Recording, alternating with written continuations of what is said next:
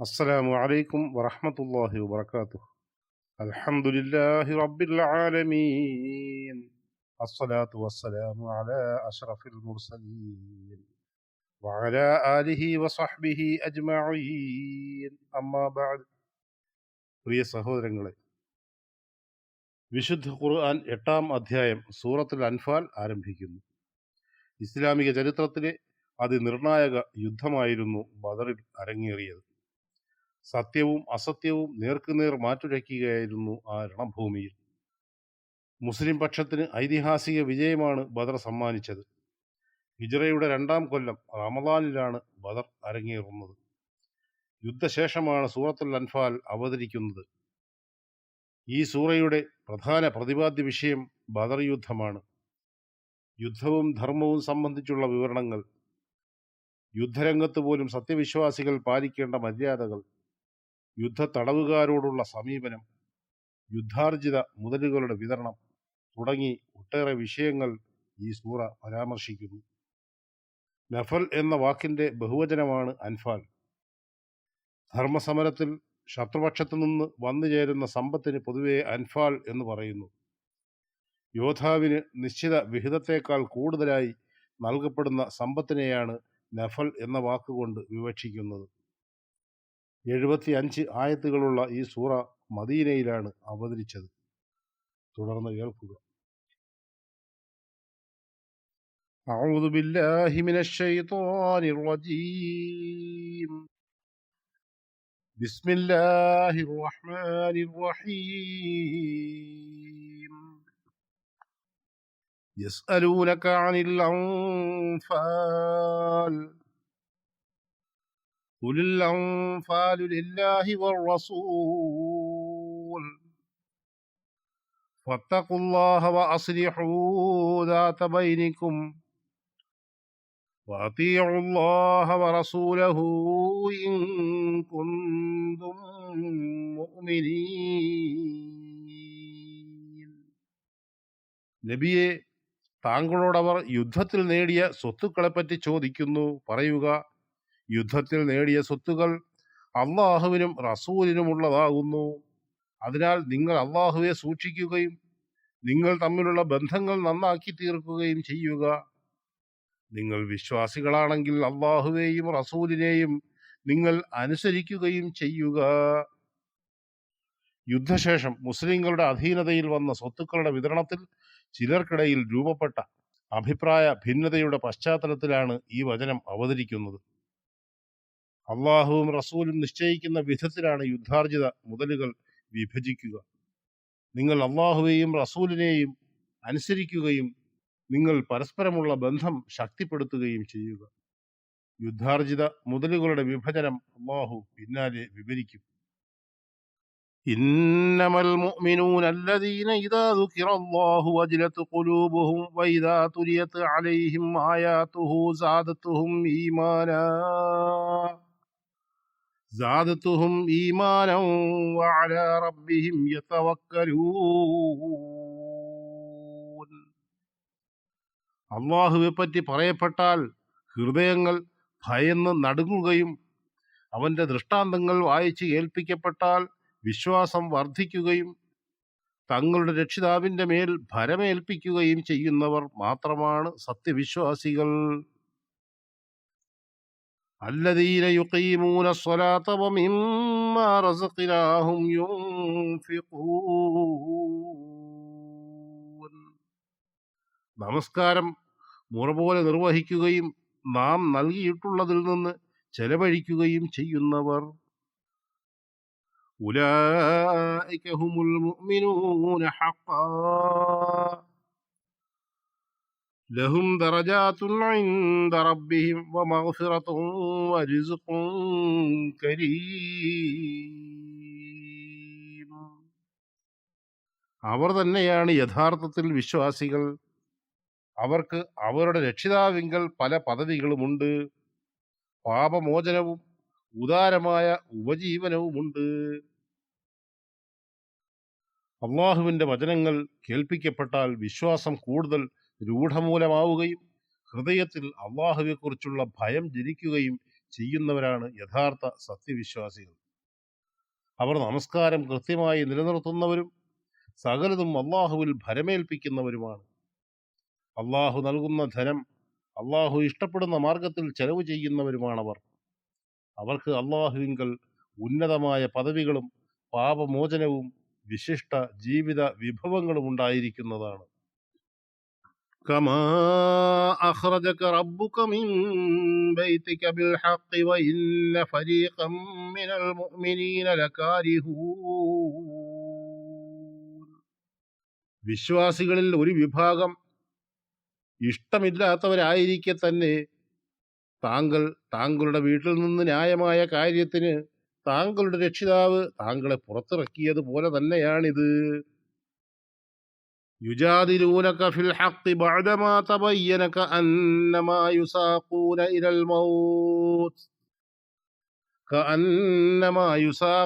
ഇലൽ മൗത്ത് വഹും യൻദുറൂൻ.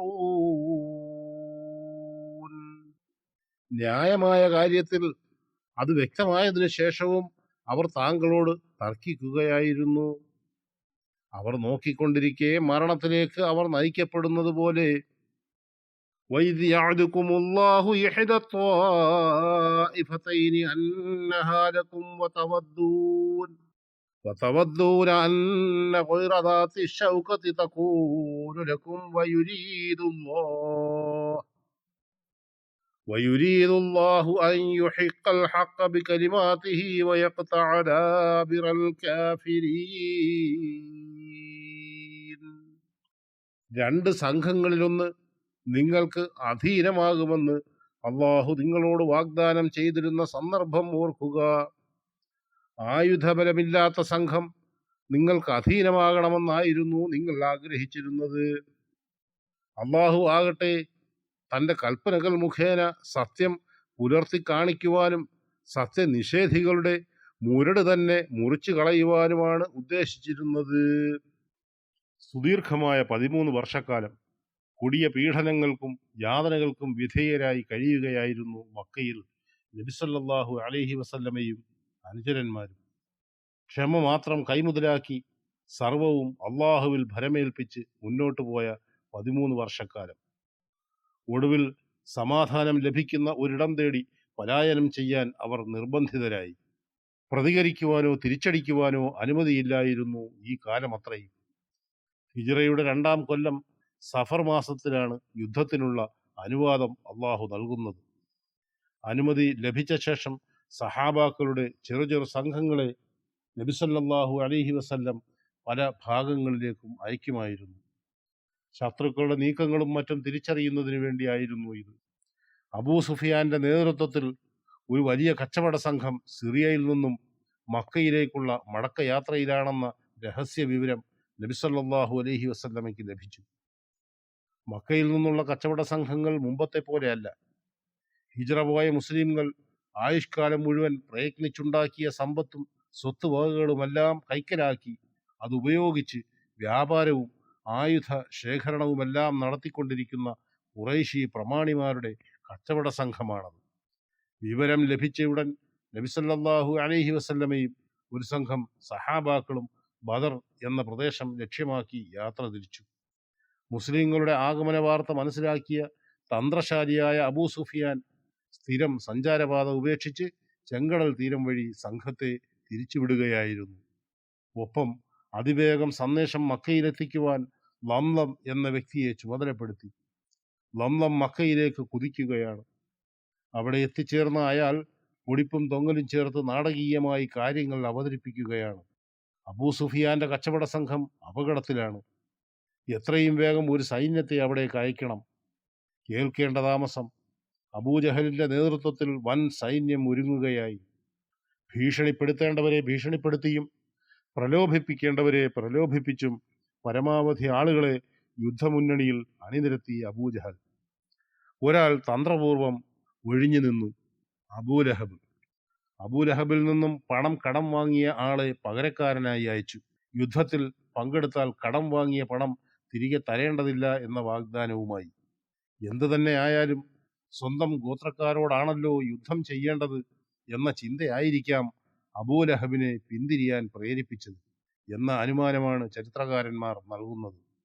അങ്ങനെ 1000 മേൽ വരുന്ന ഭടന്മാരുമായി സർവ സന്നാഹങ്ങളോടും കൂടി അബൂജഹലിന്റെ നേതൃത്വത്തിൽ മക്കയിൽ നിന്നും സൈന്യം ബദർ ലക്ഷ്യമാക്കി നീങ്ങിത്തുടങ്ങി. മറുവശത്ത് നബി സല്ലല്ലാഹു അലൈഹി വസല്ലമയും സംഘവും ബദറിലേക്ക് അടുത്തുകൊണ്ടിരിക്കുന്നു. ചുട്ടുപൊള്ളുന്ന മരുഭൂമിയിൽ അധിക സമയവും കാൽനടയായുള്ള യാത്രയാണ്. 70 ഒട്ടകങ്ങളും 2 കുതിരകളും മാത്രമാണ് സംഘത്തിനുള്ളത്. യാത്രാമധ്യേ തന്നെ സംഘം ഒരു യാഥാർത്ഥ്യം മനസ്സിലാക്കി. തങ്ങൾ പ്രതീക്ഷിച്ചു വന്ന കച്ചവട സംഘം റൂട്ട് മാറ്റി കടന്നു കളഞ്ഞിരിക്കുന്നു. പകരം നേരിടേണ്ടി വരുന്നത് മക്കയിൽ നിന്നെത്തുന്ന വൻ സൈന്യത്തെയാണെന്ന പൊള്ളുന്ന യാഥാർത്ഥ്യം. ഒരു തുറന്ന യുദ്ധത്തിലേക്കാണ് തങ്ങൾ എത്തിപ്പെടുന്നത് എന്ന് മനസ്സിലാക്കിയപ്പോൾ ചിലരിൽ നിന്നുണ്ടായ പ്രതികരണങ്ങളാണ് 5-6 ആയത്തുകളിൽ അള്ളാഹു സൂചിപ്പിക്കുന്നത്. തങ്ങൾ മരണത്തിലേക്ക് നയിക്കപ്പെടുന്നത് പോലെ അവർക്ക് തോന്നി. ഒന്നുകിൽ സിറിയയിൽ നിന്ന് മടങ്ങി വരുന്ന കച്ചവട സംഘം, അല്ലെങ്കിൽ മക്കയിൽ നിന്നുള്ള സൈനിക സംഘം. രണ്ടാൾ ഒന്ന് മുസ്ലിംകൾക്ക് അധീനപ്പെടുത്തി നൽകുമെന്ന് നബി സല്ലല്ലാഹു അലൈഹി വസല്ലമയ്ക്ക് അള്ളാഹു വാഗ്ദാനം നൽകി. അംഗബലം സൈനിക ബലം ഒക്കെയും കുറവായതിനാൽ തന്നെ താരതമ്യേന പ്രയാസം കുറഞ്ഞ 40 അംഗ കച്ചവട സംഘത്തെ നേരിടുന്നതിനോടായിരുന്നു പലർക്കും താൽപ്പര്യം. എന്നാൽ അള്ളാഹുവിൻ്റെ തീരുമാനം നിർണായകമായ ബദർ യുദ്ധമായിരുന്നു. 8-ാം വാക്യം ശ്രദ്ധിക്കുക. ലിയുഹിഖൽ ഹഖ വയുബ്തിലൽ ബാതില വലൗ കരിഹൽ മുജ്രിമൂൻ. സത്യത്തെ സത്യമായി പുലർത്തേണ്ടുന്നതിനും അസത്യത്തെ ഫലശൂന്യമാക്കി തീർക്കേണ്ടതിനുമത്രേ അത്. ദുഷ്ടന്മാർക്ക് അതെത്ര അനിഷ്ടകരമായാലും ശരി. സർവായുധ സജ്ജരായ ഖുറൈശ് സൈന്യവുമായുള്ള തുറന്ന യുദ്ധമാണ് സംഭവിക്കാൻ പോകുന്നതെന്ന യാഥാർത്ഥ്യം ബോധ്യമായ നബി സല്ലല്ലാഹു അലൈഹി വസല്ലമയും സഹാബത്തും കൂടിയാലോചനകൾ ആരംഭിച്ചു. നബി സല്ലല്ലാഹു അലൈഹി വസല്ലം അവരോടായി പറഞ്ഞു, ഹേ ജനങ്ങളെ, നിങ്ങൾ നിങ്ങളുടെ അഭിപ്രായങ്ങൾ തുറന്നു പറയുക. ആദ്യം എഴുന്നേറ്റ് നിന്നത് അബൂബക്കർ സിദ്ദീഖ് റളിയല്ലാഹു അൻഹു ആണ്. അദ്ദേഹം പറഞ്ഞു, അല്ലയോ പ്രവാചകരെ, താങ്കൾ ധൈര്യമായി മുന്നോട്ട് പോവുക, ഞങ്ങൾ നിങ്ങളോടൊപ്പമുണ്ട്. രണ്ടാമത് ഉമർ റളിയല്ലാഹു അൻഹുവും എഴുന്നേറ്റ് നിന്ന് പരിപൂർണ പിന്തുണയും സധൈര്യം മുന്നോട്ട് പോകേണ്ടുന്നതിൻ്റെ ആവശ്യകതയും അറിയിച്ചു. വീണ്ടും നബി സല്ലല്ലാഹു അലൈഹി വസല്ലം ചോദ്യം ആവർത്തിച്ചപ്പോൾ മുഹാജിറുകളിൽ നിന്ന് തന്നെയുള്ള മിഖ്ദാദ് റളിയല്ലാഹു അൻഹു എഴുന്നേറ്റ് നിന്ന് അല്പം കൂടി വ്യത്യസ്തമായി അദ്ദേഹം പറഞ്ഞു, അല്ലയോ പ്രവാചകരെ, താങ്കൾ ധൈര്യമായി മുന്നോട്ട് പോവുക, ഞങ്ങൾ കൂടെയുണ്ട്. മൂസാ നബി അലൈഹിസ്സലാമയോട് അദ്ദേഹത്തിൻ്റെ ജനങ്ങൾ പറഞ്ഞതുപോലെയുള്ള നന്ദികെട്ട വാക്കുകൾ ഞങ്ങൾ ഒരിക്കലും പറയില്ല. മൂസാ നബി അലൈഹിസ്സലാമയോട് ആ ജനത പറഞ്ഞത് സൂറത്തുൽ മാഇദയിൽ നാം പഠിച്ചതാണ്. നീയും നിന്റെ റബ്ബും പോയി യുദ്ധം ചെയ്യുക, ഞങ്ങൾ ഇവിടെ ഇരിക്കുകയാണ്. ഇതാണ് മൂസാ നബി അലൈഹിസ്സലാമയോട് ആ ജനത പറഞ്ഞത്. പകരം ഞങ്ങൾ പറയും, താങ്കൾ സധൈര്യം യുദ്ധം ചെയ്യുക, താങ്കളുടെ മുന്നിലും പിന്നിലും ഇടതും വലതും നിന്ന് ഞങ്ങൾ പൊരുതുക തന്നെ ചെയ്യും. സദസ്സിലെ പ്രധാനികളായ 3 പേർ എഴുന്നേറ്റ് അനുകൂലമായി സംസാരിച്ചിട്ടും നബി സല്ലല്ലാഹു അലൈഹി വസല്ലം ചോദ്യം ആവർത്തിക്കുകയാണ്. എന്തുകൊണ്ടാണ് റസൂലുള്ളാഹി സ്വല്ലല്ലാഹു അലൈഹി വസല്ലം ചോദ്യം ആവർത്തിക്കുന്നതെന്ന് സദസ്സിലുണ്ടായിരുന്ന മറ്റൊരു നേതാവിന് വ്യക്തമായും മനസ്സിലായി. അദ്ദേഹം എഴുന്നേറ്റ് നിന്നു. അത് അൻസാറുകളുടെ നേതാവ് ഔസ് ഗോത്രത്തിന്റെ തലവൻ സഅദ് ബിൻ മുആദ് റളിയല്ലാഹു അൻഹു ആയിരുന്നു. അദ്ദേഹം നബി സല്ലല്ലാഹു അലൈഹി വസല്ലമയോട് ചോദിച്ചു, ഓ പ്രവാചകരെ, താങ്കൾ ഞങ്ങളെ ഉദ്ദേശിച്ചായിരിക്കും ചോദ്യം ആവർത്തിക്കുന്നത് അല്ലേ? നബി തങ്ങൾ സല്ലല്ലാഹു അലൈഹി വസല്ലം മറുപടി പറഞ്ഞു, നഅം, അതെ. അൻസാറുകളുടെ പ്രതികരണത്തിനായിട്ടാണ് നബി സല്ലല്ലാഹു അലൈഹി വസല്ലം കാതോർത്തത്. കാരണം അവരുമായി മുമ്പ് ഒരു കരാർ ചെയ്തിരുന്നു, 2-ാം അഖബ ഉടമ്പടി. അതിൽ മദീനയിൽ നിന്നുള്ള സംരക്ഷണമാണ് വാഗ്ദാനം ചെയ്തിരിക്കുന്നത്. ബദർ മദീനയ്ക്ക് പുറത്താണ്. നബി സല്ലല്ലാഹു അലൈഹി വസല്ലം കൽപ്പിച്ചാൽ മതി, അത് സർവാത്മനാ ശിരസാ വഹിക്കാൻ അവർ സദാ സന്നദ്ധരാണ്. ഒരു നേതാവ് എന്ന നിലയിൽ കരാറിന്റെ പ്രാധാന്യം പഠിപ്പിക്കാനാണ് റസൂലുള്ളാഹി സ്വല്ലല്ലാഹു അലൈഹി വസല്ലം ഇപ്രകാരം ചെയ്തത്. ഇസ്ലാമിൽ ഉന്നത ശ്രേണിയിൽ എത്തിച്ചേർന്ന മഹാനായ സഅദ് ബിൻ മുആദ് റളിയല്ലാഹു അൻഹുവിന്റെ മറുപടി ഹ്രസ്വവും ചരിത്ര പ്രസിദ്ധവുമായ ഒരു പ്രഭാഷണമായിരുന്നു. സഅദ് റളിയല്ലാഹു അൻഹുവിന്റെ വാക്കുകൾ കേൾക്കുക. യാ റസൂലല്ലാഹ്, അള്ളാഹുവിന്റെ പ്രവാചകരെ, താങ്കൾ പറഞ്ഞതിലും കൊണ്ടുവന്ന മുഴുവൻ കാര്യങ്ങളിലും വിശ്വസിച്ച ജനതയാണ് ഞങ്ങൾ. താങ്കൾ കൊണ്ടുവന്ന മുഴുവൻ കാര്യങ്ങളും സത്യമാണെന്ന് ഐക്യകണ്ഠേന സാക്ഷ്യപ്പെടുത്തിയവരാണ് ഞങ്ങൾ. അതിനാൽ താങ്കൾ ഇഷ്ടമുള്ള ഇടത്തേക്ക് പോവുക, ഇഷ്ടമുള്ളവരുമായി ബന്ധം സ്ഥാപിക്കുകയോ ബന്ധം മുറിക്കുകയോ ചെയ്യുക. ഞങ്ങളുടെ സമ്പത്തിൽ നിന്നും നിങ്ങൾക്ക് ഇഷ്ടമുള്ളത് നിങ്ങൾ എടുക്കുക, ഇഷ്ടമുള്ളത് മടക്കി നൽകുക. താങ്കൾ ഞങ്ങളിൽ നിന്ന് എടുക്കുന്നതിലെല്ലാം ഞങ്ങൾ അത്യധികം സന്തോഷമുള്ളവരാണ്. എന്നാൽ താങ്കൾ എടുക്കാതിരിക്കുന്നതിലാണ് ഞങ്ങൾ ദുഃഖിക്കുന്നത്. താങ്കൾ എന്താണോ കൽപ്പിക്കുന്നത് അതാണ് ഞങ്ങളുടെ അഭിപ്രായം. അത് ഞങ്ങൾ ശിരസ വഹിക്കുക തന്നെ ചെയ്യും. താങ്കൾ യാത്ര ചെയ്ത് വിദൂര ദേശമായ ബർഖുൽ ഇമാദ് വരെ പോയാലും ഞങ്ങൾ താങ്കളോടൊപ്പമുണ്ടാകും. അതായത് ഭൂമിയുടെ ഏതറ്റം വരെ പോയാലും ഞങ്ങൾ താങ്കൾക്കൊപ്പമുണ്ടാകും. അത് കരയിൽ മാത്രമല്ല, സമുദ്രത്തിൽ പ്രവേശിക്കാൻ പറഞ്ഞാൽ പോലും അതിനും ഞങ്ങൾ സന്നദ്ധരാണ്. അതിനാൽ താങ്കൾ ഉദ്ദേശിക്കുന്ന വഴിയിൽ നീങ്ങിക്കൊള്ളുക. ഞങ്ങളിൽ ഒരാൾ പോലും പിന്തിരിയില്ല. യുദ്ധത്തിൽ ക്ഷമയും ആത്മാർത്ഥമായ പോരാട്ട വീര്യവുമുള്ളവരാണ് ഞങ്ങൾ. താങ്കളുടെ കണ്ണുകൾക്ക് കുളിർമയേകുന്ന രംഗങ്ങൾ ഞങ്ങളിലൂടെ അള്ളാഹു താങ്കൾക്ക് കാണിച്ചു തന്നേക്കാം. അതിനാൽ അള്ളാഹുവിൻ്റെ അനുഗ്രഹത്താൽ ഞങ്ങളെയും കൊണ്ട് താങ്കൾ മുന്നോട്ട് ഗമിക്കുക. മഹാനായ സഅദ് ബിൻ മുആദ് റളിയല്ലാഹു അൻഹു പറഞ്ഞു നിർത്തി. അദ്ദേഹത്തിൻ്റെ ഈ വാക്കുകൾ നബി സല്ലല്ലാഹു അലൈഹി വസല്ലമയിൽ വല്ലാതെ സന്തോഷമുണ്ടാക്കി. ആ മുഖം പ്രസന്നമായി. തങ്ങൾ നേരിടേണ്ടി വരുന്നത് കച്ചവട സംഘത്തെ അല്ല, വൻ സൈന്യത്തെയാണെന്ന് ഒരു ഞെട്ടലോടെ തിരിച്ചറിഞ്ഞ സംഘം ഇപ്പോൾ ആവേശത്തിലും തികഞ്ഞ ആത്മവിശ്വാസത്തിലുമാണ്. അങ്ങനെ നബി സല്ലല്ലാഹു അലൈഹി വസല്ലമയും സംഘവും ബദറിൽ എത്തിച്ചേർന്നു.